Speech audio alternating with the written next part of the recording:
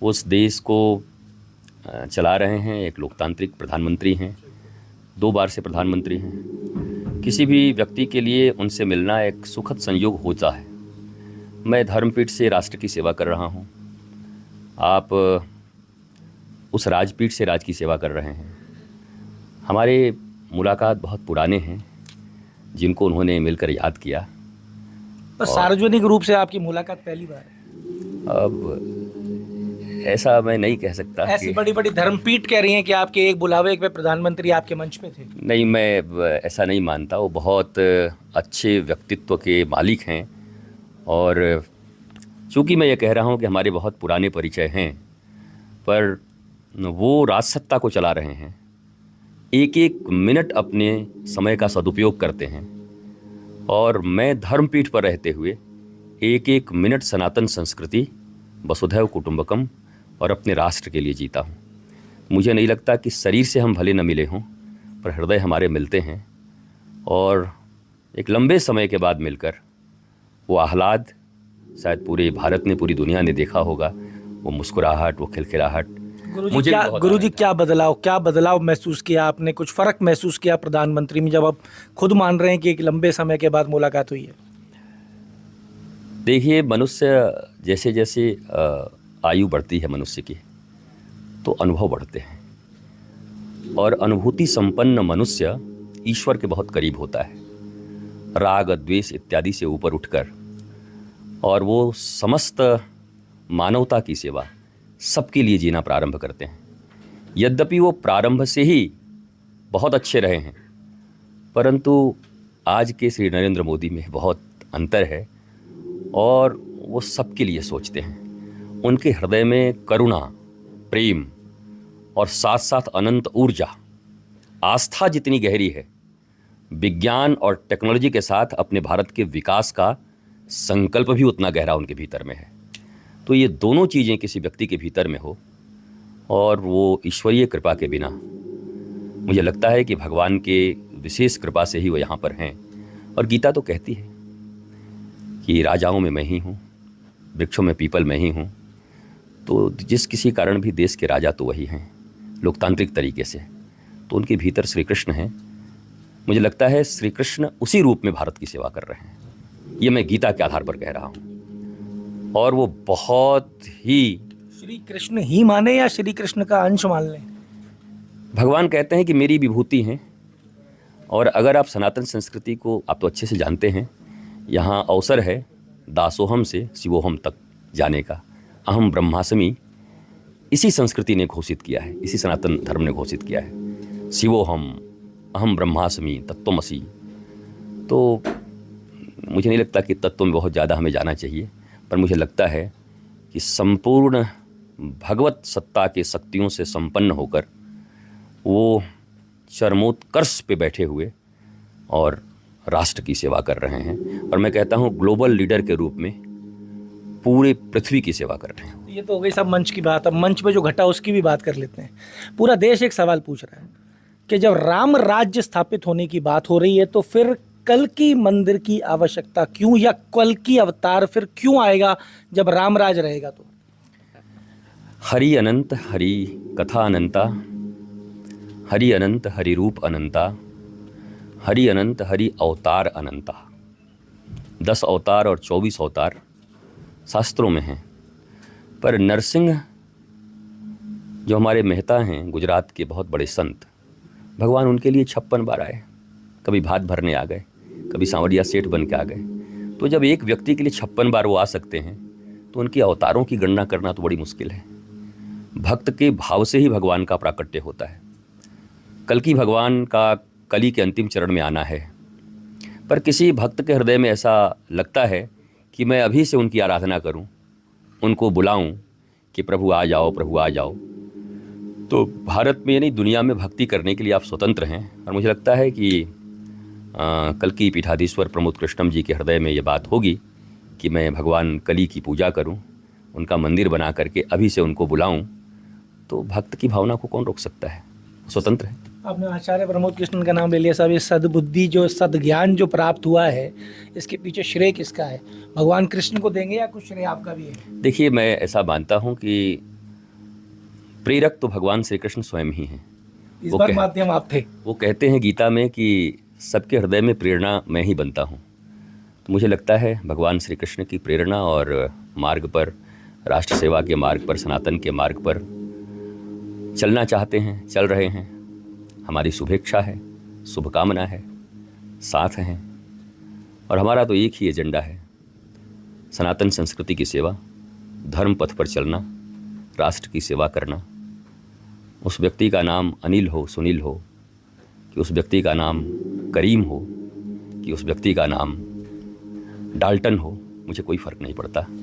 अगर वो उस विचारधारा में है तो मैं सदा उनके साथ हूँ। गुरुजी, देश में पिछले 125 साल से संघ काम कर रहा है और बड़ी मेहनत लगी है आरएसएस के फाउंडेशन में। आरएसएस के कई विंग्स हैं। आपको नहीं लगता आपने आज एक संघ की स्थापना की है, सनातन रक्षा संघ, आपको नहीं लगता कि एक ही संस्था को मजबूत किया जाना ज़्यादा बढ़िया है? और अगर एक संस्था से काम नहीं चल रहा है, या क्या कारण है जिसके पीछे आज आपने ये संघ जो है, जिसके संस्थापक आप हैं? देखिए, मैंने आज एक बहुत साधारण सी एक बैठक थी, वो उसमें एक सनातन सेवा संघ, सनातन भारत संघ करके एक संगठन का नाम दे करके काम करने की दिशा तय हुई है। जैसे पहले से ही यहाँ पर बहुत सारी धार्मिक संस्थाएं हैं, फिर हमें आनंदम धाम बनाने की ज़रूरत क्यों पड़ी?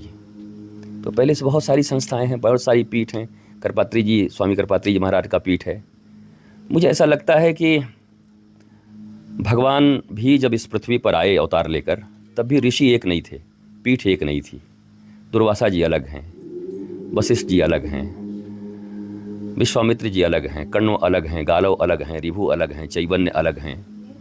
तो अलग अलग ऋषि अलग अलग क्षेत्रों में अलग अलग लोगों को जोड़कर और पूरे इस समग्र सृष्टि में आनंद, आह्लाद, प्रेम और शांति की स्थापन हो, उसके लिए वो काम करते हैं। तो आप उसको संघ को कॉम्प्लीमेंट करेगा आपका संघ, या कोई अलग ही विचार के ऊपर काम करेगा? देखिए, मैं आपको एक बात बता सकता हूँ, मैं राष्ट्रीय स्वयंसेवक संघ का बहुत बड़ा प्रशंसक हूँ। और चूंकि विद्यार्थी जीवन में मैंने कभी विद्यार्थी परिषद में भी, अपने कॉलेज में तो मैं था ही उस ज़माने में, भारत के लिए, भारतीयता के लिए, भारत माँ के गौरव के लिए संघ और संघ के कार्यकर्ताओं के, स्वयंसेवकों का योगदान भारत अभी तो क्या, आने वाले 1000 साल के बाद भी नहीं भूल पाएगा। क्योंकि उन्होंने केवल किसी विचारधारा की लड़ाई नहीं लड़ी है। जब मानव मात्र को सेवा की भी ज़रूरत हो तो खड़े हो जाते हैं अस्पतालों के सामने। भुज में अगर भूमि हिलती है तो वहाँ खड़े हो जाते हैं, कहीं ट्रेन पलट जाती है तो वहाँ खड़े हो जाते हैं। तो क्या आप ऐसे ही सिपाही खड़े करने जा रहे हो? मुझे विश्वास है कि मैं सनातन संस्कृति के उन सैनिकों को खड़ा कर रहा हूँ जिन क्षेत्रों में सनातन के लोग नहीं पहुँच पाए हैं, हम वहाँ पहुँचेंगे। हम प्रतियोगिता करने नहीं आए हैं, बल्कि जो छूट रहे हैं। तमाम संत होने के बाद भी कुछ लोग मुझे ही पसंद करते हैं। बोला हमको जटा वाले बाबा पसंद हैं, तो मैं उनको सनातन संस्कृति पर चला देता हूँ। किसी को कोई पसंद है, तो जो लोग मुझे पसंद करते हैं और मेरी विचारधारा को, और वो कहीं नहीं जुड़े हैं, उनको अपने साथ जोड़ करके मैं काम करूँगा। जो ऑलरेडी काम कर रहे हैं जुड़ करके, वो तो मेरे ही हैं। हम सदा उनके साथ खड़े हों, मेरे साथ खड़े हैं। सनातन में एक फ्लेक्सिबिलिटी की तैयारी हो रही है? फ्लेक्सिबल प्रारंभ से ही है। हमने बाल विवाह छोड़ा, सती प्रथा छोड़ी, और सनातन से ज़्यादा फ्लेक्सिबल क्या है? फ्लेक्सिबिलिटी या कठोरता या दृढ़ता, ये इस बात पर निर्भर करता है कि सत्य का आचरण आपके जीवन में कितना है। सत्य, धर्म, प्रेम के लिए 1000 झूठ तथाकथित बोलना पड़े तो उसे भी सत्य कहा जाता है। और जिससे अस्तित्व खतरे में हो और हम वाणी से केवल सच बोले जा रहे हैं, उसको सत्य नहीं कहते। ये तात्विक विषय है। तात्विक विषय को समझ करके ही, ज्ञानवंत हो करके ही राष्ट्र की रक्षा की जा सकती है। आपके साथ पुराने जानकार और देश के प्रधानमंत्री आज द्वारका पहुंचे, समुद्र में डुबकी लगाई और बाहर निकल के ये कहा कि ये समुद्र की डुबकी नहीं है, ये समय यात्रा की डुबकी है। तो साहब, इसको देश क्या संदेश माने? क्योंकि आपसे ज़्यादा इसका बेहतरीन विवरण कोई कर नहीं पाएगा। देखिए, प्रधानमंत्री जी जब राम मंदिर प्राण प्रतिष्ठा समारोह हो रहा था, तब भी उन्होंने काल चक्र शब्द का प्रयोग किया था। फिर जब हम आबू धाबी में वो थे, तब भी शब्दों का प्रयोग किया। जब शिलान्यास हो रहा था कल्की धाम का, वहाँ भी उन्होंने प्रयोग किया। आज तो डुबकी ही लगा दी साहब। वो मुझे लगता है कि भारत के रंग में, सनातन के रंग में ऑलरेडी इतने डूबे हुए हैं। लोकसभा चुनाव सर पे, गुरुजी संदेश क्या है, डिकोड आप ही कर पाओगे? देखिए, मैं एक ही बात कह सकता हूँ कि लोकतंत्र का ये महापर्व है, और मैं तो कभी लज्जा रखता नहीं कि आप क्या राजनीति के विषय में बोलेंगे। मुझसे खुलकर और कौन बोल सकता है। मैं भारत का एक नागरिक पहले हूँ, साधु बाद में हूँ। लोकतंत्र के महापर्व में कोई अगर ये कहता है कि मुझे राजनीति से मतलब नहीं है, तो आदमी पाखंडी है। और मुझे लगता है कि न तो धर्म का अर्थ समझते होंगे और न ही लोकतंत्र का अर्थ समझते होंगे। धर्म भी बना है मनुष्य के आनंद के लिए, संविधान भी बना है मनुष्य के सुविधा और आनंद के लिए, लोकतंत्र का चुनाव भी हो रहा है मनुष्य की सुविधा और आनंद के लिए। ये तीनों अलग अलग हैं ही नहीं। तो मुझे नहीं लगता कि इसमें कोई बाइफर्केशन की ज़रूरत है। जो सनातन संस्कृति के लिए काम कर रही सरकार है, आप मुझसे क्यों प्रश्न करेंगे? मैं सीधा ही बोल रहा हूँ। मैं चाहता हूँ ये सरकार कंटिन्यू करे और भारत में सनातन संस्कृति और 140 करोड़ भारतीयों के साथ साथ 8 अरब विश्व के लोगों को विश्व बंधुत्व की भावना से, वसुधैव कुटुंबकम की भावना से भारत को विश्वगुरु बनाते हुए और भारत सबको लीड करे। लीड करने का अर्थ ये नहीं कि दबाव बनाए सब पर, बल्कि भारत की उपस्थिति मात्र पूरी दुनिया के लिए आनंद और आह्लाद का विषय हो कि भारत है तो हमें कोई चिंता करने का ज़रूरत नहीं। सनातन धर्म जब तक है तब तक हमें चिंता करने का कोई बात नहीं। असली सनातन धर्म यही है और असली भारत यही है जो लोगों को सुकून देता है, निर्भयता देता है और आनंद देता है। पर गुरुजी, द्वारका और डुबकी अभी भी रह गई। देखिए, द्वारिका में भगवान श्री कृष्ण राज सत्ता को संभाल रहे हैं। संदेश वही है, इसका मतलब राज सत्ता को संभाल रहे हैं और द्वारिका के समुद्र में जाकर के उन्होंने डुबकी लगाया है। अब ये बहुत सारा इसको डिकोड करने की ज़रूरत नहीं है। वो उनकी आस्था है और उन आस्थाओं को अन्य चीज़ों से जोड़ना और पर आप चाहते हो ना कि उनकी वो जो आस्था है जिससे उन्होंने डुबकी लगाई वो पूरी हो। प्रधानमंत्री जी कभी अपने लिए सोचते नहीं, जहाँ तक मैं उनको जानता हूँ। कभी निज शरीर के लिए तो आप भी नहीं सोचते? वो सोचते नहीं, मैं इतना जानता हूँ। आप भी नहीं सोचते? मुझे लगता है संत जो होते हैं शायद अपने शरीर के लिए नहीं सोचते और वो राष्ट्र के लिए, लोगों के लिए सोचते हैं, क्योंकि लोग उनके लिए सोचते हैं। आपके मत में डुबकी सही है आज वाली? नहीं, डुबकी तो सदा सही है। वो तो गंगा जी में भी जाकर डुबकी लगाते हैं, वो यमुना जी में भी लगाएंगे। प्रधानमंत्री जी हैं, वो तो कह रहे हैं कि ये जो कमबख्त बने हुए हैं सारे देशवासी कि मेरे पास समय नहीं है। देखो, मैं 18-18 घंटे, 20-20 घंटे काम करता हूँ, फिर भी अपनी आस्थाओं से पीछे नहीं हटता, क्योंकि मुझे शक्ति यहीं से मिलती है, इसी डुबकी से मिलती है, गंगा की डुबकी से, राम के प्राण प्रतिष्ठा से। तो सब 18 घंटे काम करना तो सनातन रक्षा संघ सिखा देगा लोगों को। अब मुझे ऐसा लगता है कि मैं तो स्वयं करता हूँ, मेरे बच्चे जानते हैं, मेरे शरीर में सैकड़ों व्याधियाँ भी हैं, पर मैंने व्याधियों को कभी हावी नहीं होने दिया। मेरे इस जीवन में 51 साल के जीवन में मैं जितने साल रहूँगा, व्याधि आदि मेरे ऊपर हावी नहीं होगी। मेरा राष्ट्र प्रेम और भगवत प्रेम इतना पक्का है कि मैं जीवन के अंतिम श्वास तक अपने राष्ट्र के लिए, ईश्वर की आज्ञा के लिए और धर्म के लिए काम करता रहूँगा।